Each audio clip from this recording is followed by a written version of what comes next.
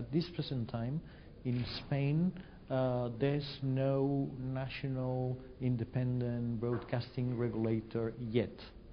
We have a law which was passed in 2010, which establishes the FEMA, the Spanish Council for Audiovisual Media, but it's just in the law because, let's say, formally it hasn't been established yet.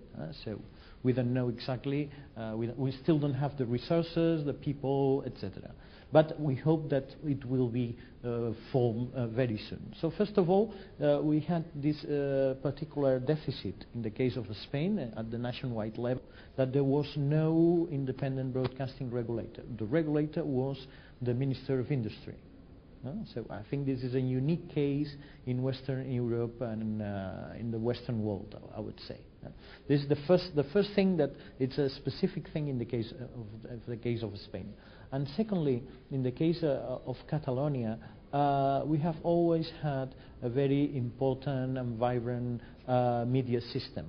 In the 80s, the regional public service broadcaster was created, and it has become a very important, very powerful, also in terms of money and people and resources, public service broadcaster. And I would say that it is not only a regional public service broadcaster, but in a certain way it's a national public service broadcaster, because it does not only provide local news or regional news, but it tries to explain the whole world from the Catalan perspective and using the Catalan language. And on the other hand, in Catalonia we had a very, very important audiovisual sector at the local level.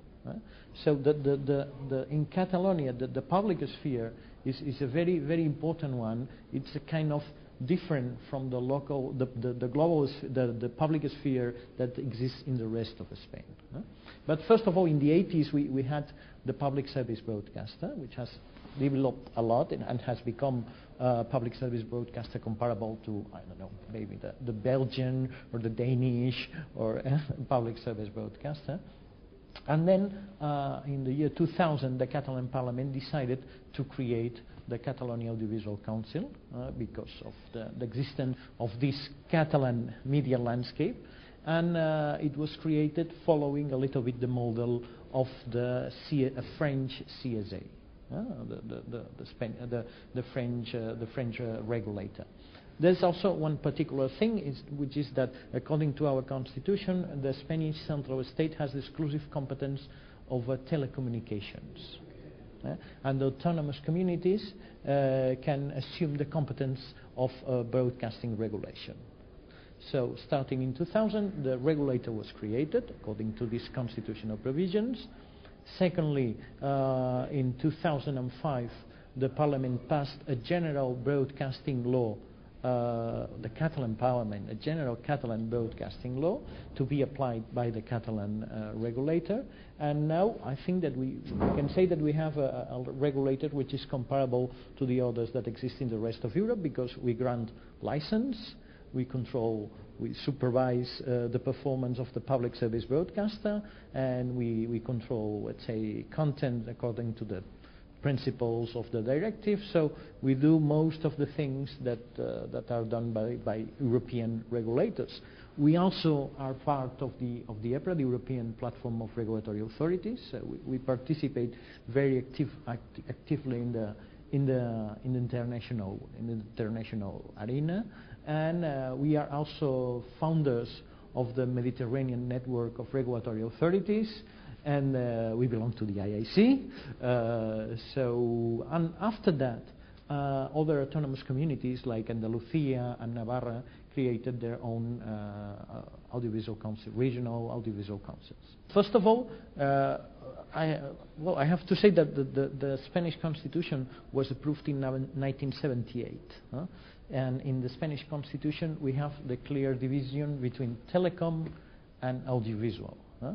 And this is important because, as I said, telecom is attributed to the central state and audiovisual is attributed to the autonomous communities. But on the other hand, the truth is that the central state also has the competence to set the basic rules of the audiovisual sector. I mean, because in order to guarantee, let's say, a minimum equality of rights to all the citizens of Spain. But then the autonomous communities can develop the basic rules established by the central state. But the question is that even at the central state, when we had the discussions about the new audiovisual law, there was the discussion on whether we should create a convergent or a non-convergent central regulator, and the final outcome was that the existing telecom regulator, which is the CMT, will continue being the telecom regulator, and on the other hand, we will have the audiovisual regulator on the other side. I think that once we have the central Spanish audiovisual regulator, we will have to start discussing and negotiating a lot of things. Because, for example, if we think about services that are provided, audiovisual services that are provided via media that are different from the spectrum, the airwaves. Probably we will be able to say that these services go beyond one specific region and are available to all the regions of Spain. That would be a reason for the national broadcaster to say, this is my competence. And we will have to struggle with them in order to use, for example, the principle of the place of establishment as a criterion to regulate. Now, so I guess that in the future, one of the most important ideas will be to push a little bit the idea of creating a kind of a confederation of regulators at the Spanish level, because otherwise, I mean, even if we accept the difference, the creation of a real, powerful and competitive Spanish market for audiovisual will be very, very difficult. But on the other hand, there are some specific principles, some specific protections, particularly in the cultural field, that should be protected still from a regional perspective. And I'm talking about the specific regulations that we have on the protection of language, local production, because in our case, in our legislation, we have specific provisions concerning language quotas, for example. Public service broadcasters based in Catalonia, let's say at the regional, at the local level, have to devote 100% of their airtime to broadcast using the Catalan language. Concerning private broadcasters, they have to devote 50% of their airtime to the Catalan language. And even in the music, 25% of the songs that are sung in our radio stations and television stations should be sung in Catalan language, which is something that is very, very complicated to apply, I can tell you. But it's something that was decided by the legislator, because in the case of music, for example, if there's a music with no lyrics produced by a Catalan, it doesn't count. There should be lyrics in Catalan to count within the 25%. But this is something that we want to preserve, and it makes particular sense.